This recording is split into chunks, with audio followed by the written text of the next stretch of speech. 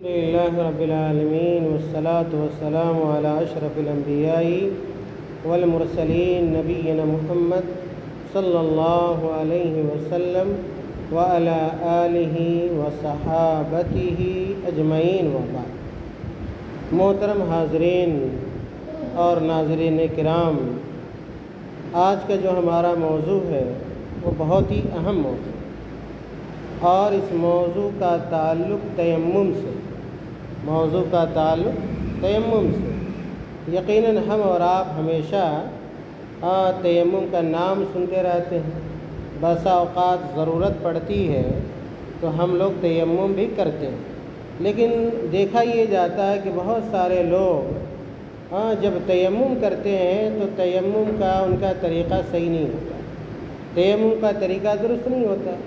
جس طرح ہم نے بتلایا تھا کہ اگر ہم نماز پڑھیں اور وضو ہم ٹھیک طریقے سے نہ کریں تو ہماری نماز نہیں ہوگی، اسی طرح اگر ہم تیمم کر کے نماز پڑھ رہے ہیں، آگے ہم یہ آپ کو بتائیں گے کہ ہم تیمم کب کریں گے۔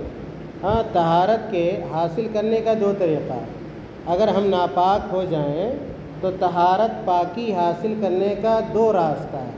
پہلا جو راستہ ہے وہ پانی کا راستہ ہے، ہم پانی استعمال کرتے ہیں اور پانی استعمال کر کے ہم اپنی ناپاکی کو دور کر لیتے ہیں، لیکن اگر پانی موجود نہ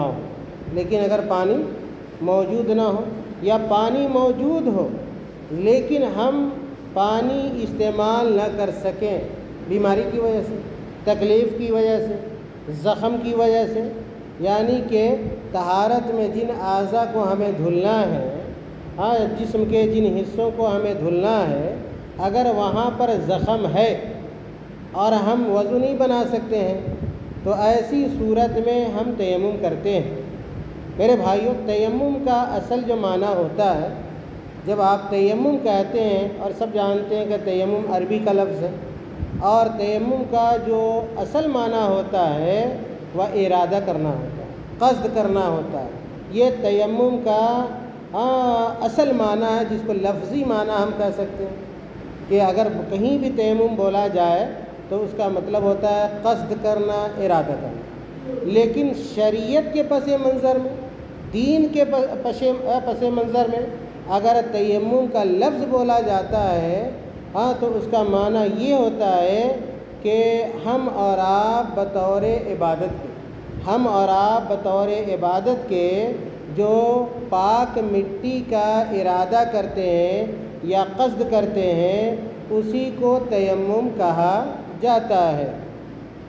میرے بھائیوں، میں نے یہ آپ کو بتلایا کہ طہارت کی یہ دوسری قسم ہے، یہ تیمم کرنا طہارت کی دوسری قسم ہے۔ پہلی قسم کیا ہے؟ وضو کرنا، یعنی پانی کا استعمال کرنا۔ کہتے ہیں کہ یہ جو تیمم ہے یہ طہارت کی دوسری قسم ہے، اور یہ تیمم کرنا یہ پانی کا بدلہ ہے۔ اور ہم نے بتلایا آپ کو کہ اگر پانی نہ مل سکے یا پانی ملے لیکن ہم اس پانی کو استعمال کرنے پر قادر نہ ہوں بیماری کی وجہ سے، یا یہ کہ پانی مل رہا ہو لیکن بہت مہنگا ہو، مثال کے طور کوئی آدمی شہر میں دلی اور ممبئی میں ہے اور پانی بہت مہنگا ہے، جو عام اس کی قیمت ہوتی ہے اس سے کہیں زیادہ قیمت میں آپ کو پانی مل رہا ہے، آپ نہیں خرید سکتے ہیں، تو ایسی صورت میں بھی شریعت آپ کو یہ اجازت دیتی ہے اور یہ رخصت ہے کہ آپ مٹی کا استعمال کر کے اپنے آپ کو پاک کر سکتے ہیں اور اللہ کی عبادت کر سکتے ہیں۔ اور مصنف رحمۃ اللہ علیہ نے جو کچھ لکھا ہے تیمم کے حوالے سے وہ یہ ہے کہ اگر پانی نہ ملے یا کہ پانی کا ملنا ممکن نہ ہو، آپ ایسی جگہ چلے جا رہے ہیں، آپ سفر میں، مان لیجیے آپ سفر میں ہیں، کسی ریگستان میں ہیں، صحرا میں ہیں، دور دور تک پانی کا نام و نشان نہیں ہے، اور نماز کا وقت آ گیا، آپ کیا کریں گے؟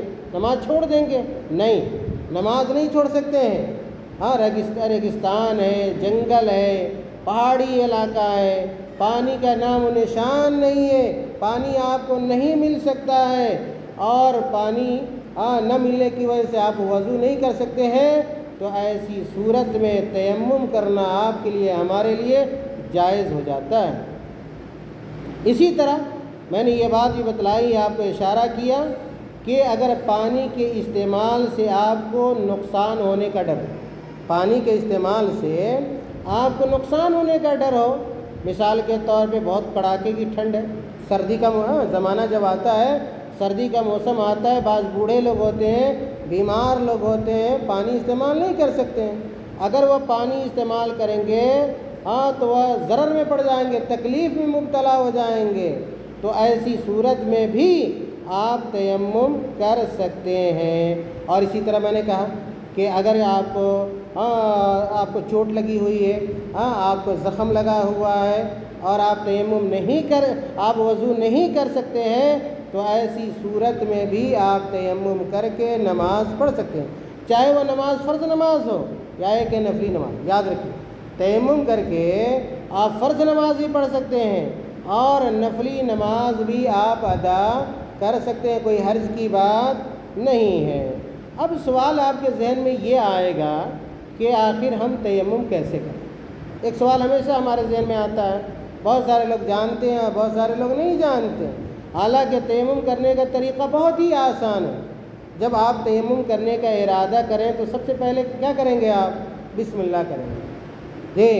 آپ بسم اللہ پڑھیں گے اور بلکہ بسم اللہ سے پہلے آپ تیمم کی نیت کریں گے، ارادہ، آپ تیمم کرنے کی نیت کریں گے، ارادہ کریں گے کہ ہم ناپاکی کو دور کرنے کے لیے ہم یہ تیمم کر رہے ہیں۔ اور میں نے پہلے بھی بتایا ہوا ہے آپ کو کہ نیت زبان سے کرنا جائز نہیں ہے۔ بہت سارے لوگ جو نماز پڑھتے ہیں تو زبان سے نیت کرتے ہیں، وضو بناتے ہیں تو زبان سے نیت کرتے ہیں، حالانکہ میں نے آپ کو بتایا کہ صحیح طریقہ نیت کرنے کا وہ دل ہے، دل کے ارادے کا نام کیا ہے؟ نیت ہے۔ تو سب سے پہلے آپ نے نیت کی تیمم کرنے سے پہلے، اور دوسرے نمبر پہ آپ کیا کریں گے؟ آپ بسم اللہ پڑھیں، بسم اللہ پڑھ لیا آپ نے، 2 کام ہو گیا۔ تیسرا کام یہ کرنا ہے کہ آپ کو مٹی کے اوپر اپنے دونوں ہاتھ کو ایک مرتبہ مارنا ہے، دونوں ہاتھ کو مٹی پر ایک مرتبہ مارنا ہے۔ بعض لوگ کہتے ہیں کہ 2 مرتبہ مارنا، چاہے آپ 1 مرتبہ ماریں یا 2 مرتبہ ماریں، لیکن صحیح بات یہ ہے، زیادہ بہتر یہ ہے کہ آپ 1 مرتبہ مار لیں مٹی پر تو وہ صحیح ہو جائے گا۔ اور یاد رکھیے کہ جو مٹی جہاں پہ ہاتھ ماریں گے وہ ناپاک مٹی نہیں ہونی چاہیے، بلکہ وہ مٹی کیسی ہونی چاہیے؟ پاک مٹی ہونی چاہیے۔ پاک مٹی پر دونوں ہاتھ کو 1 مرتبہ ماریں گے، اور اس کے بعد کیا ہے، اگر اس میں گرد و غبار لگ جائے، زیادہ لگ جائے تو اس میں کیا ہے؟ پھونک دیجیے، جھاڑ دیجیے، اور اس کے بعد آپ دونوں ہاتھ سے اپنے چہرے کا مسح کریں گے۔ جیسے وضو میں چہرہ جہاں سے جہاں تک دھلا جاتا ہے، میں نے سارا کچھ بتایا ہوا ہے، کہ لمبائی میں کہاں سے کہاں تک چہرہ ہے، جہاں سے بال اگتا ہے اور ٹھوڑی جو ہے وہاں تک، اور پھر ایک کان کے لو سے لے کر دوسرے کان کے لو تک یہ چہرہ ہے۔ تو اس پورے چہرے پر آپ کیا ہے؟ اپنے دونوں ہاتھ سے کیا کریں گے؟ مسح کیا ہے؟ کر لیں گے 1 مرتبہ۔ یمسح بہما جمیع وجہہ وجمیع کفیہ، آپ نے چہرے کا مسح کر لیا پہلے مٹی پر ہاتھ مارنے کے بعد، اور اس کے بعد کیا کریں گے؟ آپ اپنے دونوں ہتھیلیوں کا مسح کریں گے۔ یہ دونوں ہتھیلی ہے نا، یہ یہاں تک یہ مسح کرنا جائز نہیں، یعنی یہ بازو جو ہے، بازو ہاتھ یہاں سے لے کر کیا ہے، یہاں تک اس کا مسح نہیں کرنا ہے، بلکہ گٹا تک جو ہے ہتھیلی، جس کو ہتھیلی کہتے ہیں ہم لوگ، دونوں ہتھیلیوں کا مسح کر لیں، یہ آپ کا تیمم ہو گیا۔ کوئی بہت مشکل طریقہ ہے کیا؟ کوئی مشکل طریقہ نہیں۔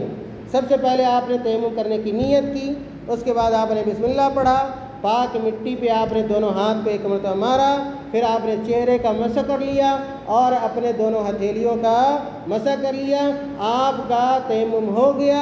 اب آپ فرض نماز پڑھ سکتے ہیں۔ اب آپ کیا ہے، جو بھی نفلی نماز، سنت کی نمازیں، وہ ساری نمازیں پڑھ سکتے ہیں۔ میرے بھائی، ایک سوال پھر آپ کے ذہن میں آئے گا کہ آخر تیمم کی دلیل کیا ہے؟ تیمم ہم کریں، اس کی قرآن حدیث میں دلیل کیا ہے؟ میرے بھائیو جس طرح وضو کی دلیل ہے نا قرآن میں، اسی طرح سورۃ المائدہ میں اللہ تعالیٰ نے تیمم کرنے کا بھی حکم دیا ہے، بشرطے کہ آپ پانی نہ پائیں۔ اگر کوئی آدمی دیکھ رہا ہے کہ پانی ہے اور پانی استعمال کر سکتا ہے، پھر بھی پانی استعمال نہ کر کے اور تیمم کرے تو اس کا تیمم ہوگا؟ نہیں ہوگا، اس لیے کہ تیمم اس وقت کرنا ہے جب پانی موجود نہ ہو۔ پانی کی موجودگی میں اور وہ آدمی پانی سے وضو کر سکتا ہے، طہارت حاصل کر سکتا ہے، لیکن جان بوجھ کر پانی کو چھوڑ دے اور مٹی سے تیمم کر کے طہارت حاصل کرنا چاہے، یاد رکھیے اس کی طہارت نہیں ہوگی، اس کی نماز نہیں ہوگی۔ قرآن میں اللہ تعالیٰ نے کہا، قرآن میں اللہ تعالیٰ نے کہا فَلَمْ تَجِدُوا مَاءً فَتَيَمَّمُوا فَلَمْ تَجِدُوا مَاءً فَتَيَمَّمُوا کہ اے لوگو جب پانی نہ پاؤ تو تم کیا کرو؟ تیمم کرو۔ جب پانی نہ پاؤ تو تم تیمم کرو۔ پتہ یہ چلا کہ اگر پانی ہے تو ہم تیمم نہیں کر سکتے۔ اس کے بعد اللہ تعالیٰ نے کیا کہا؟ فَلَمْ تَجِدُوا مَاءً فَتَيَمَّمُوا صَعِيدًا طَيِّبًا۔ صرف ایسا نہیں کہ جو بھی مٹی مل جائے آپ کیا اسے تیمم کر لیں، نہیں، اللہ تعالیٰ نے قید لگایا۔ اللہ نے کہا جو مٹی ہونی چاہیے جس سے آپ تیمم کریں وہ پاک صاف مٹی ہونی چاہیے، نجاست والی مٹی نہیں ہونی چاہیے جس پر پیشاب اور پاخانہ کیا ہوا ہو، اس مٹی سے کوئی آدمی تیمم کرے اس کا تیمم نہیں ہوگا۔ اور پھر اللہ تعالیٰ نے تیمم کا طریقہ بھی بتایا اس آیت میں۔ اللہ تعالیٰ نے کہا فَامْسَحُوا بِوُجُوهِكُمْ فَامْسَحُوا بِوُجُوهِكُمْ کہ تم اپنے چہرے کا مسح کرو تیمم میں، وَأَيْدِيكُمْ مِنْهُ اور کیا ہے ہاتھ کا مسح کرے۔ اور ہاتھ میں نے کہا کہ اگر ہاتھ بولا جاتا ہے تو یہ دونوں جو ہتھیلیاں ہیں مسح، ان دونوں ہتھیلیوں کا تیمم میں مسح کرنا ہے۔ اور آگے اللہ تعالیٰ نے کہا ما یرید اللہ لیجعل علیکم من حرج، اللہ تعالیٰ ہمیں اور آپ کو پریشانی میں ڈالا نہیں چاہتا۔ ہمارا جو دین ہے، دین اسلام، یہ بڑا آسان دین ہے، بہت سہل دین ہے، اس میں کسی طرح کی کوئی پریشانی اور مشکل کیا ہے نہیں۔ دیکھیے یہ آسانی ہی تو ہے، یہ رخصت ہے کہ اگر ہم کہیں ایسی جگہ پہ پانی نہیں مل رہا ہے، مٹی اگر موجود ہے تو ہم مٹی سے بھی تیمم کر کے ہم اللہ کی عبادت کیا ہے کر سکتے ہیں۔ یہ دین کی آسانی ہے، دین کی سہولت ہے اس میں۔ اور آگے اللہ تعالیٰ نے کہا وَلَٰكِن يُرِيدُ لِيُطَهِّرَكُمْ، لیکن اللہ تعالیٰ یہ چاہتا ہے کہ اللہ تعالیٰ تمہیں پاک کر دے، وَلِيُتِمَّ نِعْمَتَهُ عَلَيْكُمْ اور تمہارے اوپر اپنی نعمت کو مکمل کر دے، لَعَلَّكُمْ تَشْكُرُونَ شاید کہ تم لوگ اللہ تعالیٰ کا شکریہ ادا کرتے۔ اگر اللہ تعالیٰ کوئی نعمت ہمیں دیتا ہے تو ہمیں چاہیے کہ ہم اللہ تعالیٰ کا شکریہ ادا کریں۔ میرے بھائیوں اس آیت میں اللہ تعالیٰ نے تیمم کرنے کی دلیل کو بیان کیا اور یہ بھی بتلایا کہ ہم تیمم کیسے کریں گے۔ تیمم یہ اس امت جو ہم لوگ امت محمد صلی اللہ علیہ وسلم ہے، اس امت کی خصوصیت ہے تیمم کرنا۔ کسی اور نبی کو یہ خصوصیت، یہ انعام نہیں ملا تھا، ان کے لیے جائز نہیں تھا کہ وہ تیمم کر کے اللہ کی عبادت کر سکیں۔ ہم اللہ کے نبی صلی اللہ علیہ وسلم کو یہ خصوصیت دی گئی اور ان کو یہ اجازت دی گئی کہ تیمم کر کے وہ اللہ کی عبادت کر سکتے ہیں۔ جابر بن عبداللہ رضی اللہ تعالیٰ عنہ کہتے ہیں کہ اللہ کے نبی صلی اللہ علیہ وسلم نے بیان فرمایا اوتیت خمسا لم یؤتہن احد من الانبیاء۔ جابر بن عبداللہ رضی اللہ تعالیٰ عنہ کہتے ہیں کہ اللہ کے نبی نے کہا کہ مجھے 5 ایسی چیزیں دی گئیں جن چیزوں کو کہ میرے علاوہ کسی اور نبی کو نہیں دیا گیا۔ یہ کون کہہ رہے ہیں؟ اللہ کے نبی، کہ مجھے 5 ایسی چیزیں اللہ نے دی ہیں جن 5 چیزوں کو کسی اور کو اللہ تعالیٰ نے نہیں دیا مجھ سے پہلے۔ وہ 5 چیزیں کون سی جو صرف اللہ کے نبی کو دی گئیں، دیگر انبیاء کرام کو نہیں دی گئیں؟ اللہ کے نبی نے کہا کہ ان 5 چیزوں میں سے سب سے پہلی جو چیز ہے، کہتے ہیں نصرت بالرعب مسیرت شہر، کہ اللہ تعالیٰ نے ہمیں رعب و داب دیا۔ اللہ کے نبی کہہ رہے ہیں کہ اللہ تعالیٰ نے مجھے رعب عطا فرمایا ہے، 1 مہینے کے فاصلے سے ہی دشمن کیا ہے، دشمن کے اوپر میرا رعب طاری ہو جاتا ہے۔ یہ اللہ کے نبی صلی اللہ علیہ وسلم کی خصوصیت تھی کہ 1 مہینہ کی دوری ہی سے دشمن کانپنے لگتا تھا، دشمن کے دل میں اللہ کے نبی کا رعب پیدا ہو جاتا تھا، خوف پیدا ہو جاتا تھا۔ یہ پہلی چیز ہوئی۔ دوسری چیز کہ وَجُعِلَتْ لِيَ الْأَرْضُ مَسْجِدًا وَطَهُورًا، اللہ کے نبی نے کہا کہ اللہ تعالیٰ نے میرے لیے ساری زمین کو سجدہ گاہ اور طہارت کی جگہ بنا دی. یعنی ایک مسلمان جہاں بھی رہے، اب یہ نہیں کہ اگر آپ جنگل میں آپ سفر میں تو آپ مسجد ڈھونڈیے گا تب نماز پڑھیے گا، نہیں، آپ جہاں بھی ہیں اور اگر آپ پاک صاف ہیں، وضو بنا لیتے ہیں یا تیمم کر لیتے ہیں تو آپ کہیں بھی پاک جگہ پر کھڑے ہو کر نماز کیا ہے پڑھ سکتے ہیں. ہر جگہ آپ کو مسجد نہیں مل سکتی. یہ جتنی بھی زمین ہے وہ سب کی سب کیا سجدہ گاہ ہے. آپ چاہیں تو وہاں پر نماز کیا ہے پڑھ سکتے ہیں اور آپ مٹی کے ذریعے طہارت حاصل کر سکتے ہیں. اور اس کے بعد اللہ کے نبی نے کہا فَأَيُّمَا رَجُلٍ أَدْرَكَتْهُ الصَّلَاةُ فَلْيُصَلِّ کہ آدمی جہاں بھی ہو اگر نماز اسے مل جائے یا نماز کو پا لے فَلْيُصَلِّ تو وہیں پر نماز پڑھ لینی چاہیے. اور اس کے بعد اللہ کے نبی کہتے ہیں وَأُحِلَّتْ لِيَ الْغَنَائِمُ وَأُحِلَّتْ لِيَ الْغَنَائِمُ اللہ کے نبی کہتے ہیں کہ اللہ تعالیٰ نے مال غنیمت کو ہمارے لیے حلال قرار دیا. مال غنیمت کس کو مال غنیمت کہتے ہیں شاید آپ لوگ نہ جانتے ہو. مال غنیمت اس مال کو، اس دولت کو کہا جاتا ہے کہ مسلمان دشمن سے مقابلہ کرے اور دشمن کو پسپا کر دے، ہرا دے، اور دشمن جو سامان چھوڑ کے بھاگ جاتا ہے اور مسلمان اس کو حاصل کر لیتا ہے، اسی مال کو مال غنیمت کہا جاتا ہے. مال غنیمت دیگر انبیاء کے لیے جائز نہیں تھا، لیکن اللہ تعالیٰ نے اپنے نبی کے لیے مال غنیمت کو حلال قرار دیا اور کہتے ہیں اللہ کے نبی وَلَمْ تَحِلْ لِأَحَدٍ قَبْلِي کہ یہ مال غنیمت مجھ سے پہلے کسی اور نبی کے لیے حلال نہیں تھا. یہ تین چیزیں ہو گئیں. چوتھی چیز کیا ہے؟ وَأُوتِيتُ الشَّفَاعَةَ وَكَانَ النَّبِيُّ صلی اللہ علیہ وسلم يُبْعَثُ إِلَىٰ قَوْمِهِ خَاصَّةً. چوتھی چیز یہ ہے اللہ کے نبی کہتے ہیں کہ اللہ تعالیٰ نے مجھے شفاعت دیا، اللہ تعالیٰ نے مجھے شفاعت دیا ہے. اور آپ سب جانتے ہیں کہ دن قیامت میں لوگ اور بھی نبیوں کے پاس جائیں گے کہ اے نبی ہمارے لیے سفارش کر دیجئے، شفاعت کر دیجئے، لیکن کوئی نبی کا شفاعت نہیں کریں گے. اور شفاعت کرنے والے کون ہوں گے؟ ہمارے نبی ہوں گے، محمد صلی اللہ علیہ وسلم ہوں گے، اور کوئی دوسرے نبی شفاعت نہیں کریں گے. تو یہ چوتھی چیز ہوئی جو اللہ کے نبی کو دی گئی، کسی اور نبی کو نہیں دی گئی. اور پانچویں جو چیز ہے وہ یہ ہے، کہتے اللہ کے نبی وَكَانَ النَّبِيُّ يُبْعَثُ إِلَىٰ قَوْمِهِ خَاصَّةً کہ اللہ کے نبی صلی اللہ علیہ وسلم سے پہلے جتنے بھی انبیاء آئے، جتنے بھی نبی آئے وہ کسی خاص قوم کے نبی ہوتے تھے، کسی خاص علاقے کے نبی ہوتے تھے. لیکن جب محمد صلی اللہ علیہ وسلم کو اللہ تعالیٰ نبی بنا کر بھیجا تو ساری کائنات کے لیے نبی بنا کر بھیجا. یہ اللہ کے نبی صلی اللہ علیہ وسلم کی خصوصیت ہے.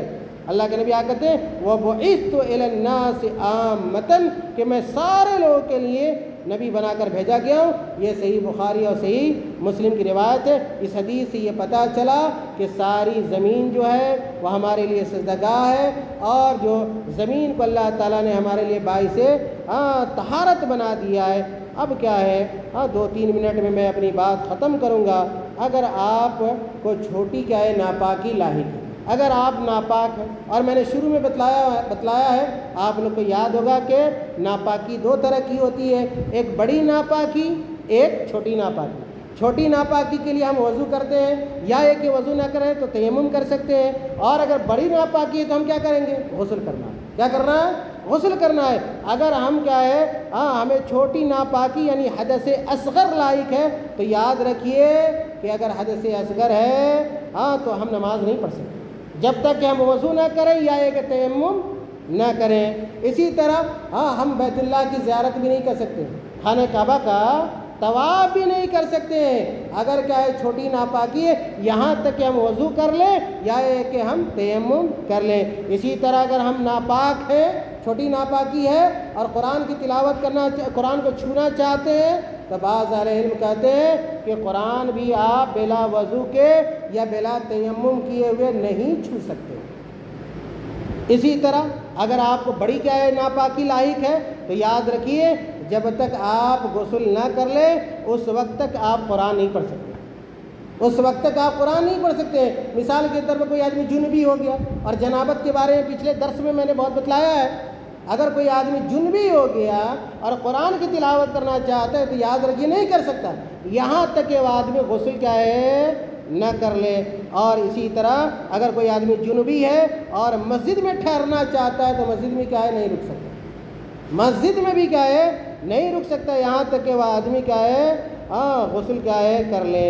اور اسی طرح اگر کوئی عورت ہے اور وہ حائضہ ہے، حالت نفاس میں ہے، تو یاد رکھیے کہ حائضہ عورت یا ہے کہ وہ عورت جو حالت نفاس میں ہوتی ہے، یعنی بچے کی ولادت کے بعد، میں نے معنی بتلایا ہے نفاست کا، کہا کہ انہا لا تصوم، کہ اگر کوئی عورت حالت حیض میں یا حالت نفاس میں ہے تو وہ روزہ کیا ہے نہیں رکھ سکتی، روزہ نہیں رکھ سکتی ہے۔ اور اسی طرح کیا ہے حالت حیض اور حالت نفاس میں اس کا شوہر اس سے مباشرت بھی نہیں کر سکتا ہے۔ اور یاد رکھیے بہت اہم نقطہ ہے، بہت اہم نقطہ، آخری بات وہ یہ کہ حالت حیض میں اور حالت نفاس میں کوئی مرد چاہے کہ اپنی بیوی کو طلاق دے دے، طلاق بھی نہیں ہو سکتی، طلاق بھی نہیں ہوگی حالت حیض میں، طلاق واقع نہیں ہوگی۔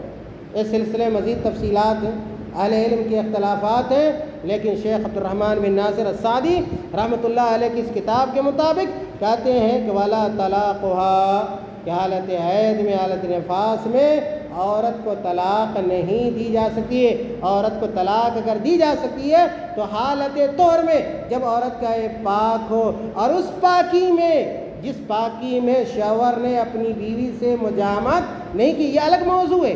طلاق کا کیا صحیح طریقہ؟ بہت سارے لوگ طلاق دیتے ہیں لیکن طلاق دینے کے صحیح طریقہ کو وہ نہیں جانتے۔ ہو سکتا ہے کہ آئندہ درسوں میں یہ بات آئے گی۔ اللہ تعالی ہم تمام لوگوں کو دین سمجھنے، دین پر عمل کرنے اور دین کو پھیلانے کی توفیق عطا فرمائے، آمین۔ وآخر دعوانا الحمد للہ رب العالمین۔